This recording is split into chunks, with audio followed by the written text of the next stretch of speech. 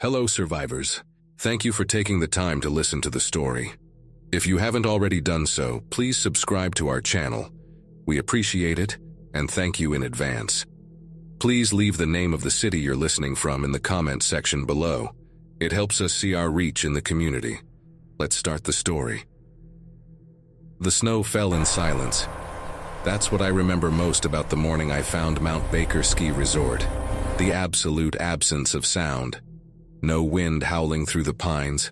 No distant rumble of civilization. Just powder drifting down from a gray sky like the world was being erased one flake at a time. I'd been on foot for 6 days, hauling a 60-pound pack through the Cascades, rationing freeze-dried meals and melted snow. The infection that started on October 15th had turned Seattle into a feeding ground within 72 hours. I'd watched the city burn from my apartment in Capitol Hill before the power grid collapsed. After that, it was simple math. Cities meant people. People meant infected. Mountains meant survival. The resort's entrance gates appeared through the tree line like something out of a forgotten dream. Wrought iron, half buried in snowdrifts, with a wooden sign hanging crooked overhead. Mount Baker Ski Area, St. 1956. I stopped 50 yards out, letting my breathing steady while I scanned for movement. Nothing stirred except falling snow. I approached carefully, rifle unslung, finger resting outside the trigger guard. The gate stood open. Tire tracks led inward, weeks old judging by the ice crystals filling them, heading toward a cluster of buildings barely visible through the storm. Someone had been here, recently enough that their vehicles left marks, long enough ago that winter had started to erase them. The main lodge materialized as I moved closer, a massive timber structure with a steep A-frame roof designed to shed snow. Floor-to-ceiling windows reflected gray sky and white landscape. The parking lot held maybe a dozen vehicles, their shapes softened by accumulation. A Range Rover, 2 pickup trucks, a BMW sedan that looked absurd this far into the mountains. All of them buried past their wheel wells. I circled the perimeter first, staying in the tree line, checking sight lines and escape routes. Old habit from my contractor days, back when I'd wire buildings for security systems and think about how easily someone could breach them. The resort sprawled across maybe 5 acres, main lodge at the center, smaller buildings radiating outward, guest cabins, equipment sheds, a maintenance structure with garage doors closed tight. The ski lift stood silent against the mountain slope, chairs swaying gently in wind I couldn't feel. No bodies. That struck me as the strangest detail. Every place I'd passed through in the last month, gas stations, rest stops, highway overpasses, had bodies. Sometimes human, sometimes infected, often impossible to tell which was which anymore. But here, nothing except virgin snow and abandoned vehicles. I made my final approach from the west, where a delivery entrance offered cover behind a dumpster enclosure. The back door hung ajar, wedged open by a drift that had blown inside. I paused, listening. 5 seconds. 10. The infected didn't understand patience, didn't comprehend ambush. They heard movement and they reacted. Period. Silence meant either nothing alive or something disciplined enough to wait. I wasn't betting on discipline. The door's hinges screamed as I shouldered through, sound cutting sharp through the quiet. I froze in the threshold, rifle raised, scanning corners. The receiving bay was dark, illuminated only by gray daylight filtering through my entrance. Boxes lined metal shelving, industrial supplies, canned goods, the kind of bulk inventory a resort would stockpile for a season. Frost covered everything, undisturbed. I moved deeper, boots crunching on ice crystals that had formed where heat met cold air. The bay opened into a commercial kitchen, stainless steel prep stations gleaming dully in the gloom. I caught my reflection in a hanging pot rack and barely recognized myself. Gaunt face, 40-pound weight loss, eyes that had seen things that made electrical work in downtown Seattle seem like childhood daydreams. The kitchen showed signs of use, not recent. Everything had that abandoned stillness, but occupied. Plates stacked in the drying rack, crusted with food residue. A coffee maker half full of frozen sludge. Someone had cooked here, eaten here, lived here while the world outside died. I cleared each room methodically. Storage closets, Walk-in freezer, unpowered but still cold enough to preserve what I found inside. 3 bodies. Definitely human, definitely executed. All adult males, single gunshot wounds to the backs of their heads, hands bound with zip ties. I cataloged it clinically, documented the detail that they wore ski resort uniforms. Staff members, killed by someone for some reason and stored where they wouldn't rot. The main dining hall opened before me like a cathedral. Vaulted ceiling, massive timber beams, windows offering a view of the mountain slope. Tables and chairs scattered in chaos. Some overturned, others pushed against walls to create clear floor space. Bloodstains marked the hardwood in patterns I'd learned to read. Spray patterns meant struggle. Drag marks meant cleanup. This room had seen both, but no bodies, just evidence of violence, scrubbed and rearranged by people trying to maintain normalcy while everything collapsed. I found the first note on a bulletin board near the hostess stand. Paper yellowed by time, pinned beneath attack, handwritten in clean block letters. October 18th, do not open room 237. Family inside quarantined. KB. Room 237. I traced my finger across the resort map mounted beside the note. 2nd floor, east wing. Management suite, according to the legend. The guest wing stretched down a long corridor, emergency lighting still functioning on battery backup, casting everything in dim red. Room numbers passed in sequence. 201, 203, 205. I tested doorknobs as I moved, finding most unlocked. Rooms empty. Beds made. Luggage missing. People had evacuated orderly or tried to. Room 213 was different. The door was barricaded from the outside. 2x4s nailed across the frame in a crosshatch pattern. Boards fresh cut, splinters still sharp. Someone had trapped whatever was inside intentionally. I pressed my ear to the wood and heard it immediately. Scratching. Rhythmic. Persistent. Mindless. The sound of fingers worn to bone still trying to claw through a barrier they'd never breach. I moved on. Room 219 showed similar fortification. Room 223. Room 231. A pattern emerging. Every 4th or 5th room. Barricaded, occupied by something that scraped and shuffled and groaned with a wetness that made my stomach clench. Room 237 stood unmarked except for KB's warning. No barricades, door locked but intact. I considered passing by, continuing my sweep, but something pulled at me. The specificity of the note. Family inside. Not infected. Not deceased. Quarantined. I knocked. 3 sharp raps. The response was immediate. Shuffling movement, fast and chaotic. Multiple bodies hitting the door from inside, making it rattle in its frame. Then the moaning started. That distinctive gurgling vocalization that meant infection, meant hunger, meant whatever had been a family was something else now. I backed away slowly, rifle tracking the door. The scratching intensified, joined by thumping impacts. They knew I was out here. They remembered enough to want what stood beyond their prison, even if they'd forgotten everything else. Somewhere down the hall, another door began rattling. Then another. The noise was calling them, waking them, reminding them that living meat existed beyond their isolation. I retreated to the stairwell, sealing the fire door behind me, cutting off the sound. In the narrow concrete space, I finally let myself breathe. My hands were shaking, not from fear. I'd moved past fear weeks ago, but from the implications taking shape. This wasn't random evacuation. This wasn't panicked flight. Someone had organized this. Someone had made decisions about who to lock away and who to let go. Someone had executed staff members and hidden the bodies. Someone had tried to maintain order while the infection spread through a trapped population. The resort manager's office was on the 1st floor, tucked behind the main reception desk. I picked the lock with tools from my pack, a skill I'd learned from my brother before he'd enlisted and shipped to Afghanistan. Before he'd stopped responding to emails, before the world ended, and I stopped wondering if he was still alive somewhere. The office was chaos, papers scattered across a heavy oak desk, filing cabinets forced open, coffee cups growing mold. But the real find was the audio recorder sitting beside the computer keyboard. Digital professional grade, the kind journalists used for interviews. Its battery indicator glowed red, low but functional. I hit play, static crackled, then a male voice emerged.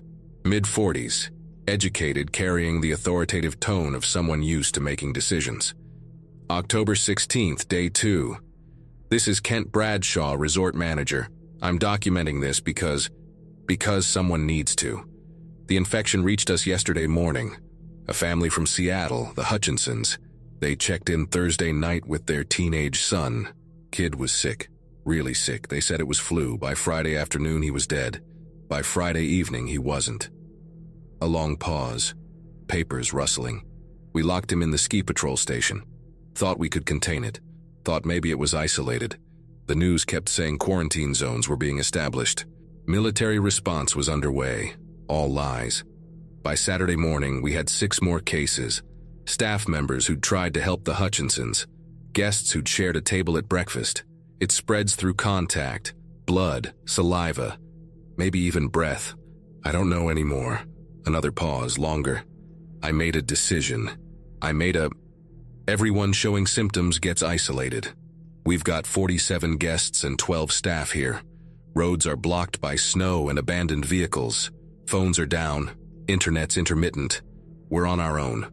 I told everyone we're implementing emergency protocols. That help is coming. That we just need to stay calm and organized. A bitter laugh. 3 people have already challenged my authority. David from maintenance thinks we should let the infected go. Let them wander into the mountains. Like that's humane. Giselle from housekeeping wants to keep families together, even if one member's infected. Like that won't just spread it faster. I can't. I won't let sentiment kill us all. The recording ended with a click.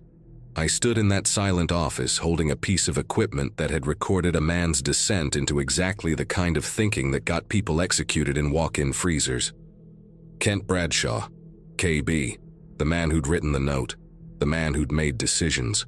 I searched the desk drawers systematically, finding more recordings labeled by date. A logbook tracking names, symptoms, isolation locations, a handwritten list that made my throat tighten. Guest roster, 47 names, staff roster, 12 names. Total 59 people beside each name, status markings. Some labeled evacuated, others marked quarantined. Still others had a single letter beside them. Doi counted the E markings. 14 eliminated. The word hung in my mind like a death sentence. 14 people eliminated. Not infected, not deceased. Eliminated. As in chosen, judged, executed. I gathered the recordings and logbook, stuffing them into my pack. Evidence of what happened here. Documentation of how desperate people made desperate choices. Part of me wanted to burn it all, erase the record, let the snow bury the truth. But something, maybe the last shred of whoever I'd been before October 15th, made me preserve it. The security office was my next target. 2 doors down from Bradshaw's, marked with a brass plaque. Inside, monitors lined one wall, all dark except for a single screen showing live feeds from battery-powered cameras. The parking lot, the main entrance, the ski lift station, grainy black and white images of emptiness. But beneath the monitors, another recorder. Larger, more sophisticated, connected to the security system itself. I powered it on, scrolling through archived footage. The digital display showed 68 hours of recorded material, starting October 17th. I didn't have time to watch it all. Not yet. But I navigated to the most recent timestamp, dated October 30th, and hit play. The screen flickered to life. Camera view from the main lodge, aimed at the entrance. Timestamp read 3:47 a.m. The image showed people running, maybe a dozen figures, sprinting through the frame toward the parking lot. Some carried luggage, others held weapons, hunting rifles, kitchen knives, ski poles converted to spears. Then the infected appeared.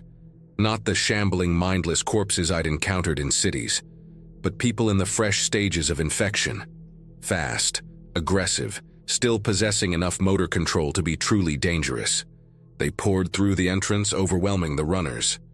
The camera couldn't capture sound, but I watched people fall, watched the mob swarm them, watched survivors abandon the fallen and keep running. One figure stood out. Tall man, visible even in the low-quality footage, standing at the entrance with a rifle. He fired methodically into the crowd of infected, covering the evacuation, dropping targets with practiced accuracy. Kent Bradshaw, if I had to guess, making his final stand while others fled. The infected reached him. He disappeared beneath them. The camera continued recording, showing more infected streaming inside, and then nothing. Just empty frames, lit by emergency lights until the timestamp read 4:12 a.m., and the feed went dark. Battery failure, probably, or someone shut down the system. Either way, that was the end. October 30th. 14 days ago. Whatever had happened here, whatever hell this place became, it was over before I even arrived. I checked the time. 14:47 hours. Daylight fading in maybe 2 hours, winter dark coming early. I'd cleared the main lodge and guest wing, found evidence of infection and execution, but I hadn't found survivors. The note mentioned 8 people evacuating. The footage showed them running into a parking lot full of buried vehicles, into a mountain wilderness in the early stages of winter, pursued by infected. I didn't give them good odds. The children's recreation area was my last stop before nightfall. Ground floor, past the dining hall, marked by cheerful signs with cartoon bears and ski bunnies. The door was closed but not locked. I pushed inside and immediately wished I hadn't. The room had been converted into a quarantine ward. A dozen sleeping bags arranged in rows, medical supplies scattered on a table, bandages, antiseptic, empty pill bottles, and on the wall, written in what looked like crayon, a child's drawing. Stick figures holding hands beneath a smiling sun. Beneath it, neat adult handwriting. Riley's family, age 7, October 24th. I recognized the handwriting from the logbook, not Bradshaw's, someone else. Someone who'd cared enough to document a child's name, a child's art, even as that child was dying. I found the journal wedged beneath one of the sleeping bags, spiral-bound notebook, pages filled with cramped writing. The first entry was dated October 19th. My name is Amy Weston. I'm a teacher from Tacoma. My daughter Riley and I came here for an early season ski weekend. That was before everything, before this. I'm writing this because if something happens to me, if we don't make it, someone should know what happened here. Someone should know that we tried. I settled onto one of the sleeping bags, ignoring the cold seeping through the fabric, and began to read. Amy's words painted a picture of those first days.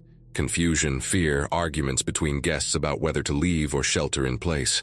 Bradshaw's increasing authoritarianism as infection spread. The division forming between those who supported his harsh pragmatism and those who believed in protecting everyone, even the infected. She wrote about Riley's 8th birthday, celebrated with a cupcake from the resort kitchen while people died in locked rooms down the hall. About David, the maintenance worker, who tried to organize resistance against Bradshaw's elimination orders. About Giselle, the housekeeper, who smuggled food to quarantined families. The entries grew shorter, more desperate. October 24th. Riley has a fever. I'm keeping it quiet. If Bradshaw finds out, he'll take her away from me. He'll lock her up like the others. I won't let that happen. I can't. October 26th. Her temperature is 104. She's not speaking clearly anymore. I found bite marks on her arm, hidden beneath her sleeve. Must have happened during the chaos yesterday when infected broke out of room 219. She lied to me, tried to hide it. She's scared of being alone. I promised her she won't be. Whatever happens, we stay together. October 28th. They know. David saw Riley's symptoms and told Giselle. Giselle told Bradshaw. He came to our room with 2 men from his security team. Said Riley needs to be quarantined for everyone's safety. I locked the door, pushed furniture against it, told him if he wants my daughter, he'll have to kill me first. The final entry was dated October 29th, written in a shaking hand that barely formed legible words. They're outside the door, trying to break it down. Riley turned this morning. She tried to bite me. I have her restrained, but she's so strong. She keeps making this sound, this awful groaning. She doesn't recognize me anymore. Bradshaw is shouting that if I don't open the door, he'll burn the whole building down. David and Giselle are arguing with him. I can hear them. But I know how this ends. I know what choice I have to make. If anyone finds this, remember that Riley Weston was a good kid. She loved butterflies and hot chocolate and her mother. Remember that before this, she was real. She was mine. The entry ended mid-sentence. No period, no conclusion. Just words trailing off into silence. I closed the journal. And steady? Mind processing. Amy and Riley. Room 237. The barricaded door. The family that Bradshaw ordered quarantined. The family that had become infected together, trapped together, dying together while the resort fell apart around them. I stood, stuffing the journal into my pack alongside the recordings and logbook. Evidence of humanity at its worst and best, preserved by chance and winter isolation. Outside the windows, dusk was gathering. I needed to secure a location for the night, establish perimeter, plan tomorrow's sweep of the remaining buildings. But something pulled me back toward the stairwell, back toward the second floor, back toward room 237. I stood before that door again as darkness pressed against the windows. The scratching had stopped. Maybe they'd exhausted themselves. Maybe they'd decomposed enough that motor function was failing.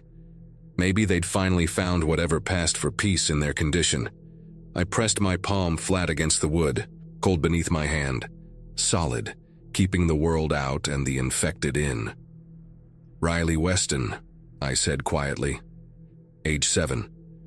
She loved butterflies. The silence that followed felt heavier than any response could have been. I made my camp in the manager's office, barricading the door with Bradshaw's heavy desk.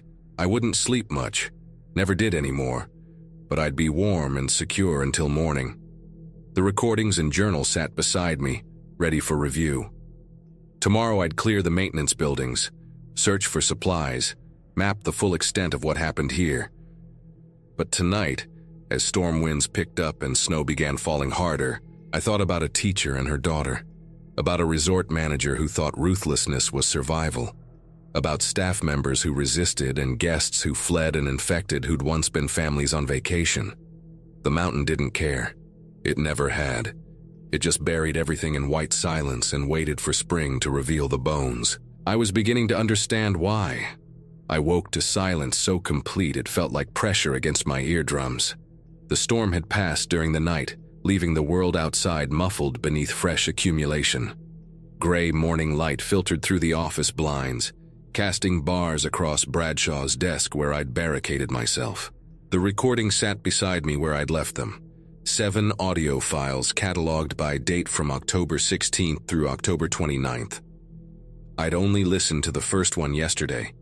Today, I'd hear the rest. Whatever Kent Bradshaw had documented, whatever decisions he'd made and justified into a microphone, I needed to understand it. Not for judgment. I'd stopped believing in judgment around the time Seattle burned, but for knowledge. Because knowing how people failed here might keep me from failing the same way. I heated water on a portable camp stove, rationing instant coffee from my dwindling supplies. While it brewed, I pulled out Amy Weston's journal again, flipping to entries I'd skipped in last night's exhaustion. She'd been observant, detail-oriented, recording not just her own experience, but the resort's entire social collapse. October 20th entry caught my attention. Bradshaw held a meeting tonight. Mandatory attendance in the dining hall. He stood at the head table like some kind of wartime general and laid out his survival protocols. Anyone showing symptoms gets isolated immediately. No exceptions, no family visits. Rationing begins tomorrow, with Bradshaw's security team controlling distribution. He's formed this inner circle. 3 men from Chicago, guests like us, but they've armed themselves from the resort's rifle range. They stand behind Bradshaw during meetings, and nobody argues anymore. David tried. He stood up and said we should put it to a vote, decide as a group how to handle this. Bradshaw just stared at him until David sat back down. That's when I realized we weren't guests anymore. We were subjects. I took a long drink of coffee, letting the heat cut through the cold that had settled in my bones. Amy had recognized the pattern early. Authority emerging from chaos, control masquerading as organization, violence lurking beneath the surface of order. She'd seen it developing and documented it, even as her own situation grew more desperate. The second audio recording was dated October 18th. I plugged in earbuds and pressed play. Bradshaw's voice emerged, shakier than before, carrying an edge that hadn't been present in the first recording. Day 4. We've sealed off the East Wing. 19 people are quarantined in their rooms, 12 infected, 7 showing early symptoms. The healthy population is down to 40. I've established a security team to patrol corridors and prevent unauthorized movement. Some people are calling it a police state. I call it necessary. Background noise interrupted. Muffled shouting, someone pounding on a door. The Hutchinson family is in room 237. Mother, father, teenage son. All 3 turned within hours of each other. The father tried to break through his door this morning, nearly succeeded. We reinforced all the quarantine rooms with exterior barricades. 2x4s across the frames, industrial screws, they're not getting out. A pause. The sound of liquid pouring, whiskey probably. David from maintenance confronted me today, said I'm violating people's basic human rights. Rights. Like that word means anything now, like the infected have rights beyond being contained. I told him if he disagrees with my methods, he's welcome to leave. Take his chances in the mountains. He backed down. They always do. Another pause, longer. Giselle brought me a note from one of the quarantined guests, Angela Morris in room 219. She's a nurse from Portland, infected but still coherent. The note said she understands what I'm doing. Said in her hospital they tried to treat everyone equally, maintain dignity and compassion. It got 73 people killed in the first 48 hours. She wrote that mercy is a luxury survival can't afford. I'm keeping that note. Proof that someone else sees what I see. The recording ended with a click. I sat back, processing. Bradshaw wasn't just authoritarian. He was actively seeking validation, collecting evidence that his approach was justified. Angela Morris, the nurse who understood. KB, documenting for posterity. A man building his defense even as he committed the acts he'd need to defend. I spent the next hour listening through the remaining recordings, building a timeline of deterioration. October 20th, first elimination. A guest named Andrew Esther caught breaking into the kitchen storage after rationing began. Bradshaw's security team restrained him, held a quick tribunal, and executed him in the walk-in freezer. Bradshaw's voice on the recording was clinical, describing it as necessary deterrent against theft that threatened group survival. October 23rd, second elimination. 2 staff members, maintenance workers, caught trying to smuggle food to quarantined rooms. Same process, same result. Bradshaw's voice had started carrying a defensive quality, as if arguing with an invisible jury. October 25th, multiple eliminations. 4 people attempting to evacuate against orders. Bradshaw's security team stopped them at the parking lot, brought them back. The recording detailed their crimes, attempting to steal resort vehicles, endangering others by opening exterior doors, refusing to submit to authority. 3 eliminated, 1 sent to quarantine as an example. By October 27th, Bradshaw's recordings had become rambling confessions disguised as tactical reports. He talked about the burden of leadership, the isolation of command, the necessity of hard choices. He mentioned David and Giselle by name, calling them subversive elements planning to undermine security protocols. The final recording,